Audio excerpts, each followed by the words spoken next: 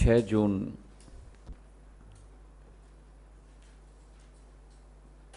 केवल मंदसौर के क्षेत्र के लोगों के लिए नहीं, लेकिन समूचे मध्य प्रदेश, और ये अतिशयोक्ति नहीं होगी अगर मैं कहूँ कि समूचे भारतवर्ष के लिए काला दिन माना जाएगा, जब आम किसान, आम नागरिक अपनी गुहार लेकर शासन और प्रशासन के समक्ष अपनी मांगे रखता है। तब एक क्रूर शासन उन किसानों को, उन अन्नदाताओं को गोलियों से भून के रख देता है।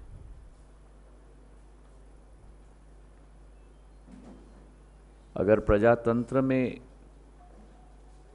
आम नागरिक सरकार से मांग नहीं रख सकता, उसे लाइन में खड़ा करके एक एक को मारा जाएगा, तो प्रजातंत्र कहाँ बचा।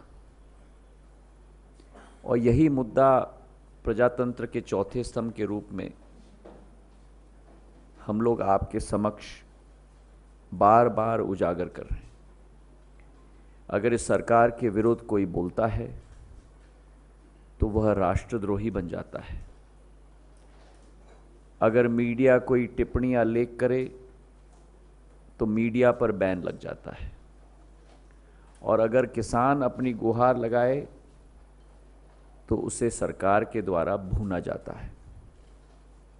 जो कहानियां मैंने सुनी है, जो दृश्य मैंने देखे हैं, वो हृदय को झंझोड़ने वाले हैं।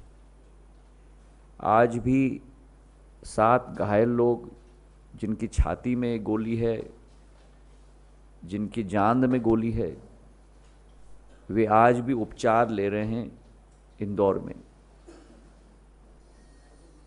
और जो शासक है वो स्थल पर स्वयं जाकर सांत्वना देने के बजाय शिवराज सिंह जी स्वयं, आश्चर्य है, मुख्यमंत्री होने के बाद भी उपवास पे बैठ जाते हैं। और सबसे शर्म की बात है, जो आप में से एक ही चैनल ने खुलासा किया कि उपवास में बैठने के पहले उन परिजनों को बुलाया गया, उन पर दबाव डाला गया, भोपाल बुलाया गया, एक मंत्री के बंगले पे बुलाया गया और उनको सिखाया गया और कहा गया कि अगले दिन मंच पर जाकर मुख्यमंत्री से क्या कहना है ताकि वो उपवास को तोड़ पाएं। पहले तो सरकार के द्वारा इन किसानों को भूना गया, और जो पार्टी हिंदू सभ्यता की बात करती है, हिंदू राष्ट्र की बात करती है, जो 13 दिन की गमी के बाद क्रिया रस्म अदा करने की एक सभ्यता हिंदू धर्म में होती है, और शोक मनाने के लिए हम लोग शोकाकुल परिवार के समक्ष हम लोग प्रस्तुत होते हैं, वहाँ मध्य प्रदेश में इन 6 शोकाकुल परिवारों को मुख्यमंत्री के उपवास के मंच पर खड़ा किया गया। 250 किलोमीटर, 300 किलोमीटर, 400 किलोमीटर दूरी मंदसौर से भोपाल तक बुलाया गया। अगर ये हिंदू सभ्यता का शोषण नहीं है तो क्या है? अगर यह नौटंकी नहीं है तो क्या है? और केवल ये नहीं, लेकिन जब घटना हुई तो गृह मंत्री कहते हैं पुलिस के द्वारा फायरिंग नहीं हुई। जब आत्महत्या मध्य प्रदेश में हो रही हैं तो गृह मंत्री कह रहे हैं किसान आत्महत्या नहीं कर रहे। और जो घोषणा की गई है कि एक इंक्वायरी कमीशन गठित की गई, उस इंक्वायरी कमीशन के बिंदुओं को अगर आप देखोगे तो आप और भी आश्चर्यचकित होगे कि उसमें एक लाइन भी नहीं है इस विषय पर कि गोली किसने चलाई, उसकी जिम्मेदारी तय की जानी चाहिए। आज 6 परिवार के चिराग मिट गए, 7 परिवार के लोग आज भी घायल हैं। एक के सीने में गोली है, एक के जांघ में गोली है, एक के हाथ में गोली है। लेकिन जिन लोगों ने गोली चलाई वे आज भी खुलेआम घूम रहे हैं। बहुत सारी कोरी घोषणाएं की गई, और अगर ये काफ़ी नहीं है तो लोगों के जान और जीवन पे बोली भी लगाई गई है। पहले 1 लाख की मुआवजा राशि की घोषणा की गई, फिर 5 लाख की मुआवजा राशि की घोषणा की गई, फिर 10 लाख की मुआवजा राशि की घोषणा की गई, और अंततः में 1 करोड़ रुपए की मुआवजा राशि की घोषणा की गई। और उन शोकाकुल परिवारों को कहा गया कि अगर आप भोपाल में नहीं आए और मुख्यमंत्री के मंच पे नहीं गए निवेदन करने के लिए, उपवास तोड़ने के लिए, तो फिर आपको ये राशि मुख्यमंत्री नहीं दे पाएंगे। तो धमकी भी दी गई। ये संवेदनशीलता है भाजपा की। कातिल कत्ल करे, उसके बाद जो मुआवजा दिया जाए उसके लिए भी धमकी दी जाए। बहुत सारी घोषणाएं की गई हैं कि प्याज 8 रुपए प्रति किलो 30 जून तक खरीदा जाएगा।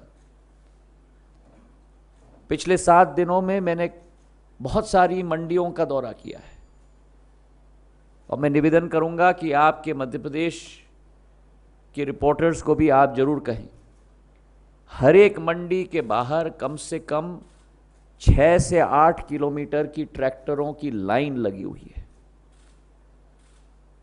हर एक मंडी में 1000 किसान लाइन में खड़े हुए हैं। 4 बजे सुबह तक, 11:30 बजे सुबह तक कोई हम्बाल नहीं, कोई तलावटी नहीं, कोई उत्पादन को तोलने की व्यवस्था नहीं। 5 दिन से किसान ट्रैक्टर ट्रॉली लेकर लाइन में खड़ा हुआ है। और आप लोगों को भी मालूम है कि वर्षा ऋतु शुरू हो चुकी है, बोनी का समय हो गया है। अब किसान अपना ट्रैक्टर उस प्याज को लेकर मंडी के बाहर खड़ा रहे 4 दिन के लिए, या अपना ट्रैक्टर का इस्तेमाल करे बोनी के लिए। जिस विवशता के साथ मध्य प्रदेश सरकार अपना परिचय दे रही है, उससे किसान पूरी तरह से मिट रहा है। अब प्रश्न है कि ये वातावरण निर्मित क्यों हुआ? वो इसलिए हुआ जो हम संसद में भी कई बार उठा रहे हैं कि 3 साल से कृषि के क्षेत्र की पूरी अनदेखी हुई है। सबसे बड़ी मार पड़ी है नोटबंदी की, और जब हम इस विषय को उठा रहे थे तब केंद्र सरकार इसे नकार रही थी। पर असली नोटबंदी का असर अब 6 महीने बाद दिख रहा है। जो ये cashless, digital India, smart India, stand up India के सारे स्लोगन्स लगे हैं, उससे देश का किसान पूरी तरह से चौपट हो चुका है। और एक उदाहरण मैं आपको देना चाहता हूं पूनम चंद पाटीदार का, जिसे गोली से भूना गया। मंडी में अपना उत्पादन बेचा था उसने, 10,800 रुपए का चेक मिला था यूको बैंक का। यूको बैंक में वो 3 बार गया वो चेक डिपॉजिट करने के लिए। बार बार उसको कहा गया कि 10 दिन बाद आओ। बीच में उसे अपनी मां का ऑपरेशन करने के लिए 50,000 रुपए का ऋण लेना पड़ा। और जब उसे कोई और रास्ता नहीं दिखा तो वह भी अपनी मांगे लेके गया था सरकार को देने के लिए, और जवाब में उसको क्या मिला? उसको अपने छाती पे गोली मिली। जितने भी किसान शहीद हुए हैं, और गहरी चिंतन से मैं इस शब्द का प्रयोग कर रहा हूं, वे सारे के सारे 17 साल से 35 साल की उम्र के, घर के एकमात्र रुपए कमाने के व्यक्ति थे। और जब स्वयं मुख्यमंत्री गए मिलने के लिए तो एक विधवा महिला ने घूम के कहा कि अगर आप मुझे 1 करोड़ रुपए दे रहे हो तो मैं आपको 2 करोड़ रुपए दूंगी, मेरे पति को मुझे वापस दो।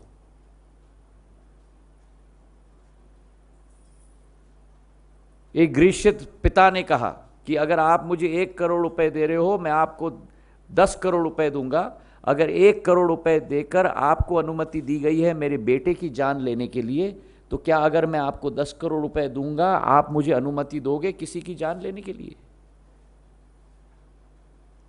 मुख्यमंत्री के पास इन प्रश्नों का कोई उत्तर नहीं। असलियत है कि दोनों तरफ से किसान का गला घोटा गया है। जहां एक तरफ खाद के दाम में वृद्धि हो गई, जो 300-400 रुपए की बोरी मिलती थी वो 1200 की मिलती है। बीज का दाम निजी कंपनियों से 27,000 रुपए प्रति क्विंटल के बीज मिल रहे हैं। उत्पादन की लागत केवल 3-4 हजार रुपए प्रति क्विंटल। और पेट्रोल डीजल की तो हम बात ही ना करें, जो यूपीए सरकार के समय में $125 प्रति बैरल तेल का दाम विश्व में होता था और 70 रुपए और 55 रुपए पेट्रोल और डीजल का दाम होता था। आज जब $50 प्रति बैरल तेल का दाम विश्व में हो गया है, मतलब 60% गिर गया है, तो फिर 60 से 65 रुपए प्रति लीटर डीजल का दाम क्यों है? अगर 60% तेल का दाम घट गया तो 60% डीजल का दाम क्यों नहीं घटा? यह पैसा किसके पॉकेट में जा रहा है? और उदाहरण के तौर पर दूसरे देशों का दाम मैं आपको दूं। श्रीलंका में डीजल का दाम है 41 रुपए और पाकिस्तान में डीजल का दाम है 52 रुपए, पर भारत में डीजल का दाम 60 से 65 रुपए, और उस पे सबसे ज्यादा वीएटी अगर लगा है तो मध्य प्रदेश में 28% वैट मध्य प्रदेश की सरकार लगाती है। तो जहां एक तरफ इनपुट प्राइसेस में लगातार वृद्धि हुई है, दूसरे तरफ समर्थन मूल्य पूरी तरह से समाप्त हो चुका है। इसी सरकार के मुख्य आर्थिक सलाहकार अरविंद सुब्रमण्यम जी ने कहा था कि 2016 में तूर का दाम 6,000 रुपए प्रति क्विंटल होना चाहिए और 2018 में 8,000 रुपए प्रति क्विंटल। मैं पूछना चाहता हूं कि अगर मुख्य आर्थिक सलाहकार की बात नहीं सुनी जाती है सरकार के द्वारा और 3,500 से 4,000 रुपए प्रति क्विंटल पर तूर का दाम है समर्थन मूल्य में, जो आज भी मध्य प्रदेश सरकार ने बढ़ाकर केवल 5,050 कर लिया, जो 6,000 से कम है 2016 के दाम से, तो कहां न्याय है किसान के लिए? सोयाबीन का दाम जो 5,500 रुपए प्रति क्विंटल होता था यूपीए सरकार के समय में, आज 2,600 रुपए तक सीमित हो चुका है। मूंगफली का दाम 850 से 550। मिर्ची का दाम आंध्र प्रदेश में 12,000 रुपए प्रति क्विंटल से 3,000 रुपए प्रति क्विंटल। आलू, टमाटर और प्याज की तो आप बात मत करो। 1 रुपए पे सड़क पे फेंका जा रहा है, 2 रुपए पे सड़क पे फेंका जा रहा है, 5 रुपए पे सड़क पे फेंका जा रहा है।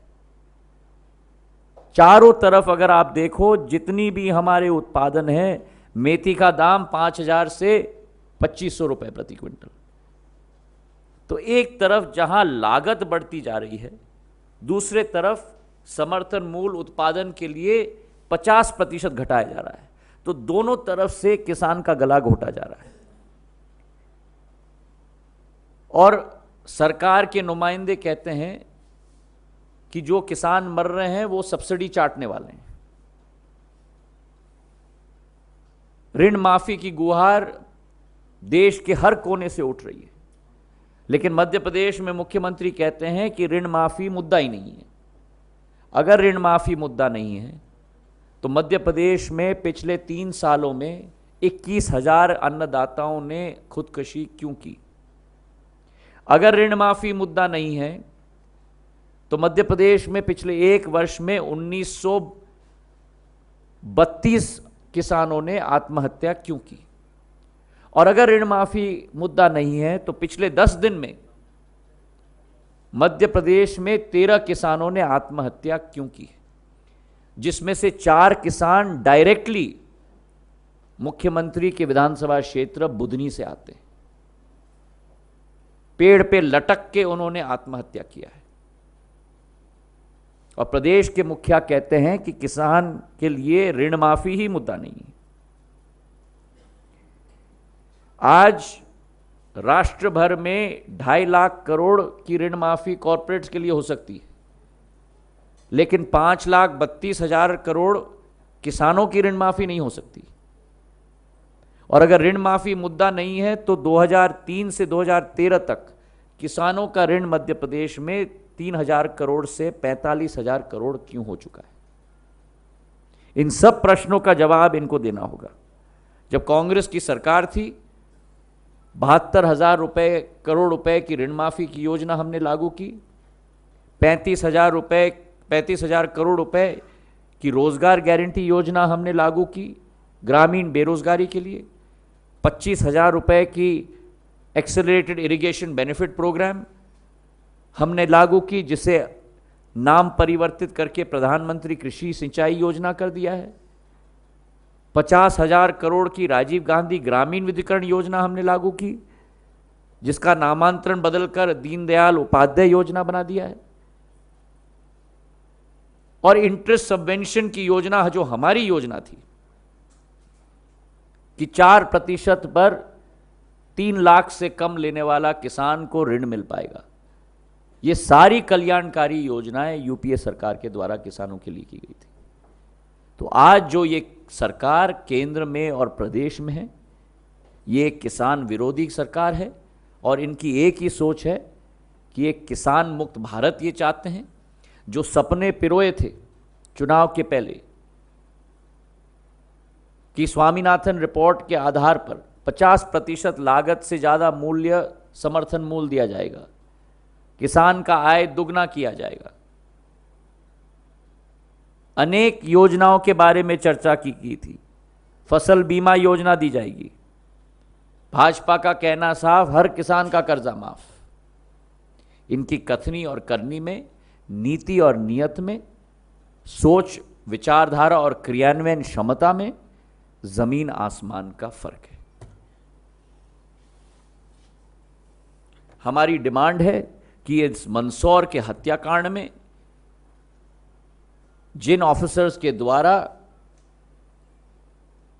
ये हत्या 6 अन्नदाताओं की गई, उनके विरुद्ध अपराध का प्रकरण लॉन्च होना चाहिए और जल्द से जल्द उनके विरुद्ध कार्रवाई होनी चाहिए, ताकि उन परिवारों को न्याय मिल पाए और जिन लोगों को जेल में आज भी ठोस के रखा है उनको रिहा किया जाना चाहिए और न्याय हर परिवार को दिया जाना चाहिए।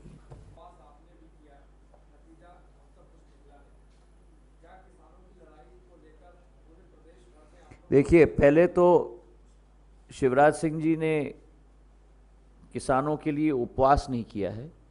अगर उन्होंने किया है तो उन्होंने उपहास किया है किसानों का। हमारा प्रदेश कांग्रेस कमेटी के साथ एक सत्याग्रह था 72 घंटों का, जहां हजारों किसानों से हमारी मुलाकात हुई, उनके मुद्दे समक्ष आए और उसी ब्लूप्रिंट के साथ, उसी मांग पत्र के साथ प्रदेश कांग्रेस कमेटी के साथ मिलकर इस अभियान को हम लोग जारी रखेंगे।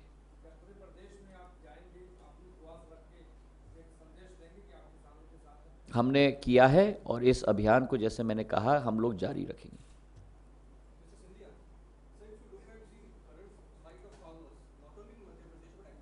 Yes.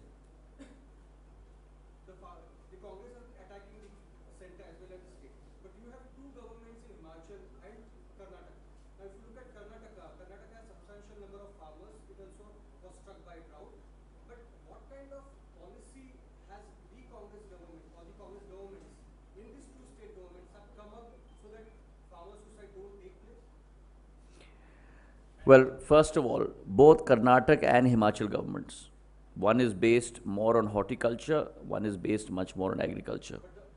Let me finish. Both have taken extremely concrete steps with regard to agriculture. But what is extremely shocking is that the central government has completely bypassed its responsibility, and the central government making a statement that they will not assist in any farm loan waiver. MSP is set by central government. Farm loan waiver should normally be done by central government. If Maharashtra and UP, both BJP ruled states, can do a farm loan waiver scheme, why cannot Madhya Pradesh do that? Is that not the justice that farmers demand? And what is the central government doing? Mook Darshak as a mute spectator? When you have 12,000 suicides across the country every single year, you know the farmers of Tamil Nadu came and protested in Jantar Mantar and outside Parliament with the body parts of their brethren. But there was not a single person from the central government that even went and met with them. So the apathy and the disinterest of this government towards farmers and the farming community in this country, which comprises of 17% of GDP and 53% of employment, is extremely clear and evident.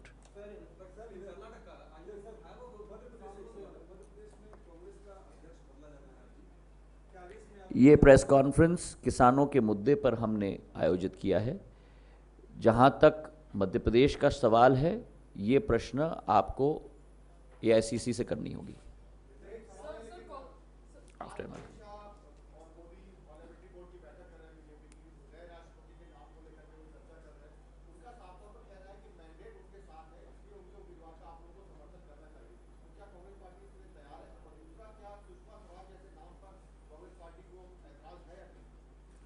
देखिए, जहाँ तक राष्ट्रपति का चुनाव का विषय है, ये निर्णय संयुक्त रूप से कांग्रेस और सारे विपक्षी दल साथ में लेकर करेंगे। इस पे अभी चर्चा हो रही है। सरकार की तरफ से कोई प्रस्ताव आज तक नहीं आया है। जब प्रस्ताव आएगा तो उस पर कांग्रेस अपनी टिप्पणी और अपनी राय जरूर देगी।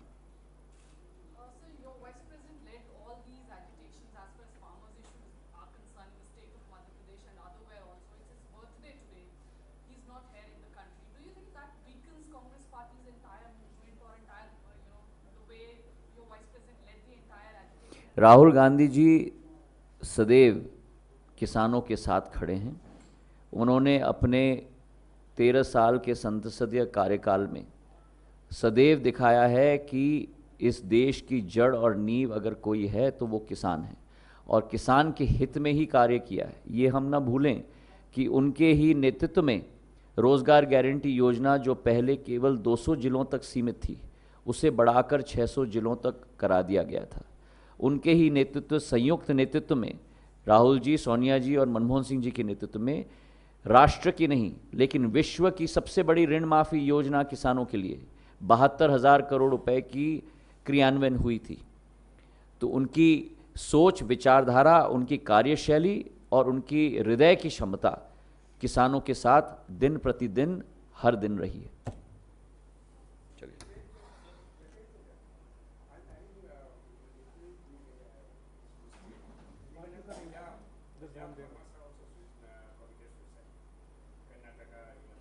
Please understand that farmers' suicides, agrarian distress today is rampant in the country across every state.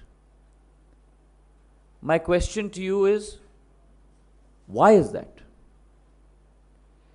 In 2008-9, when the world went through a financial crisis, India still posted a GDP growth rate of 8.5% to 9% in that fiscal year.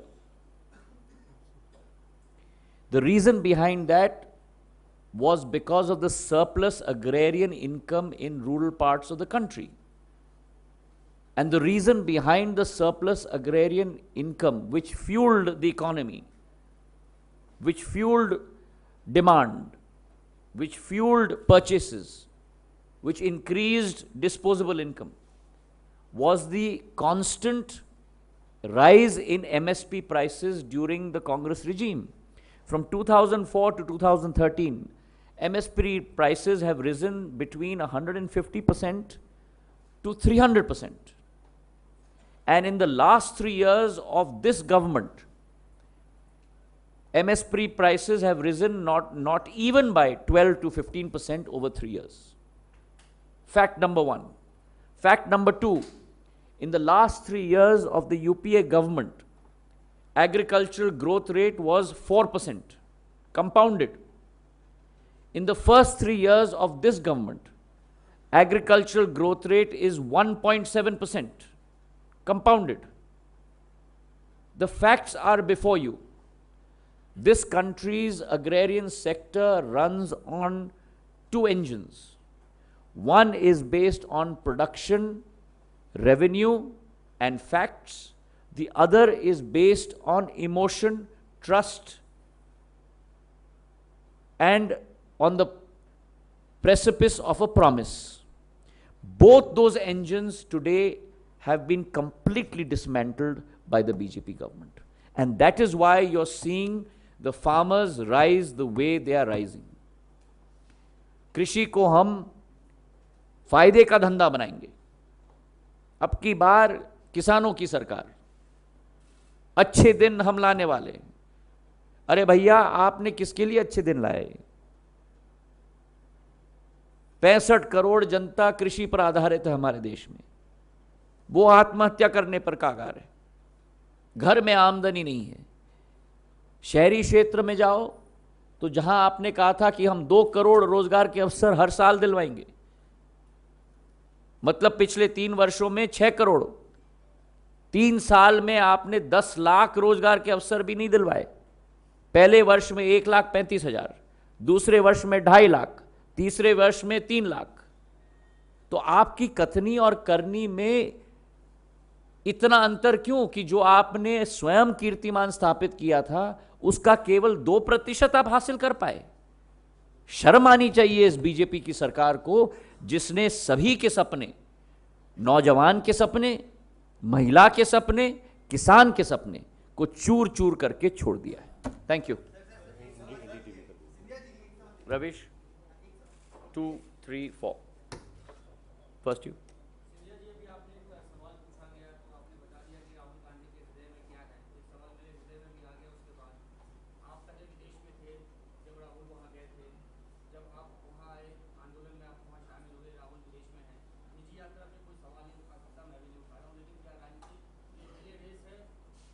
Sorry,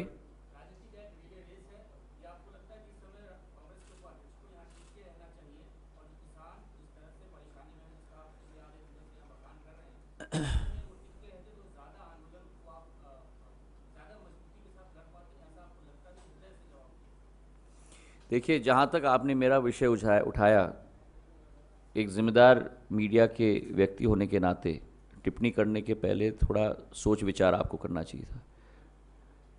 मैं अपने परिवार के उपचार के लिए गया था और उसके बाद 1.5 दिन के अंदर ही मैं लौट के आया हूँ.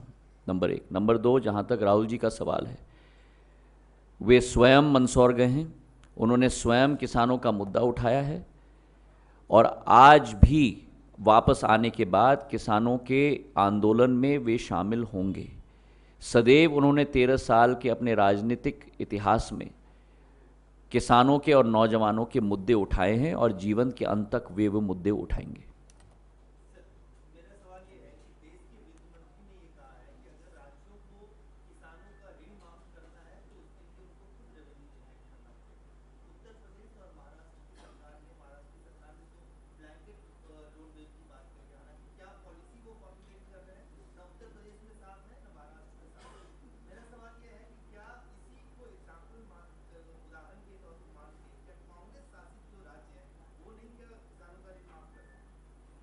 देखिए, मेरा तो प्रश्न पहला यह है कि जो जिम्मेदारी केंद्र सरकार की बनती है, उस जिम्मेदारी का निर्वाह केंद्र सरकार क्यों नहीं कर सकती?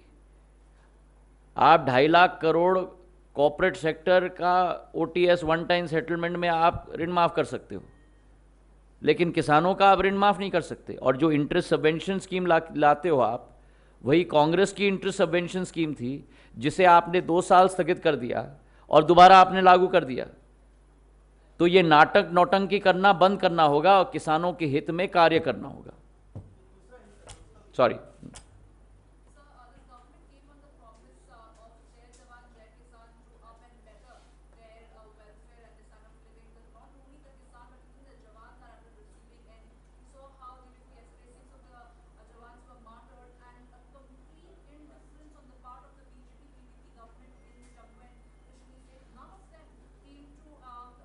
एक व्यक्ति के घर में भी नहीं गए।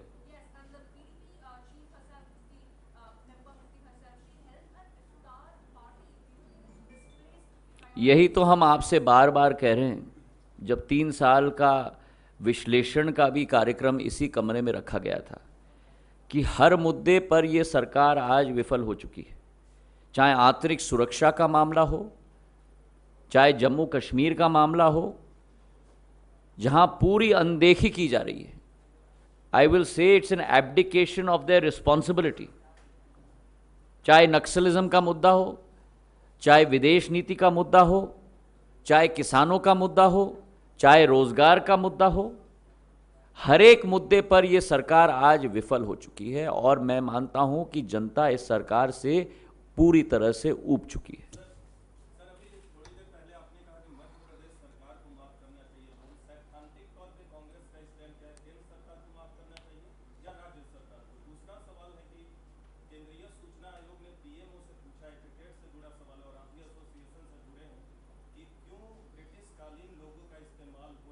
क्यों? ब्रिटिशकालीन लोगों का इस्तेमाल किया जा रहा है स्टार ऑफ इंडिया का, जिसे 1857 की क्रांति के बाद अंग्रेज लोग सम्मान के तौर पे देते थे। जहां तक आपका पहला प्रश्न है, क्योंकि आज किसानों का ही मामला है, मैं मानता हूं कि पहली जिम्मेदारी केंद्र सरकार की होती है।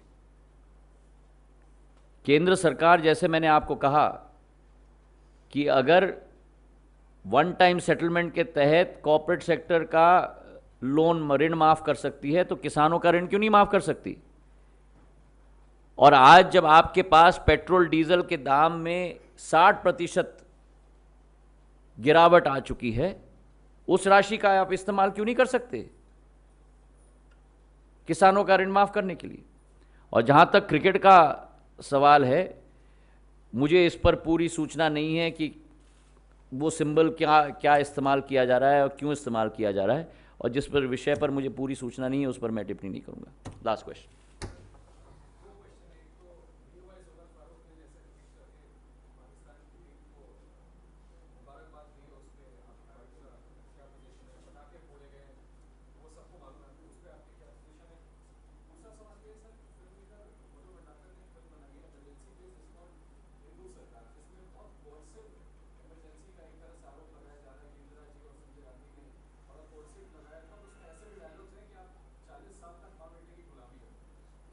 जो ये फिल्म है पूरी तरह से प्रायोजित है, और इसमें कौन शख्स इस फिल्म के पीछे भी हैं और कौन से संगठन इस फिल्म के पीछे भी हैं, वो आप और हम दोनों वाकिफ़ हैं। इसकी हम कड़ी निंदा करते हैं, और जो फॉल्स डिपिक्शन की गई है इसका पूरा हम अपने जितना हमारा हिम्मत हो उसके आधार पर हम निंदा करते हैं। Thank you.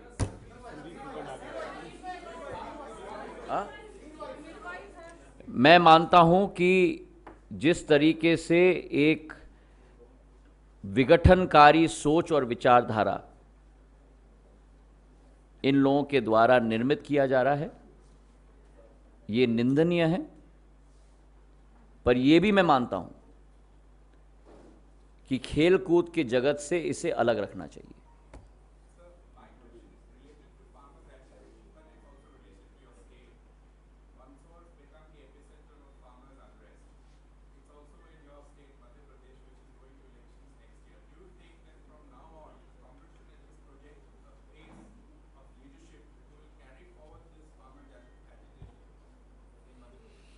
देखिए, जो हम लोगों का पिछले 7 दिन का कार्यक्रम रहा है मध्य प्रदेश में, मैं गर्व से कह सकता हूं कि उस कार्यक्रम में कांग्रेस का एक एक कार्यकर्ता, किसानों के एक एक व्यक्ति हर जिले से उसमें शामिल रहे। और मैंने आपसे सदैव कहा है कि जब संयुक्तता रहेगी, एकता रहेगी, उसी के आधार पर, उसी के मनोबल के आधार पर आप आगे बढ़ पाओगे। और यही इसका विस्तृतीकरण और इसका उदाहरण पिछले 7 दिन के कार्यक्रम में हम लोगों ने मिलकर दिखाया है, और इसी के आधार पर हम लोग आगे चलेंगे। Thank you.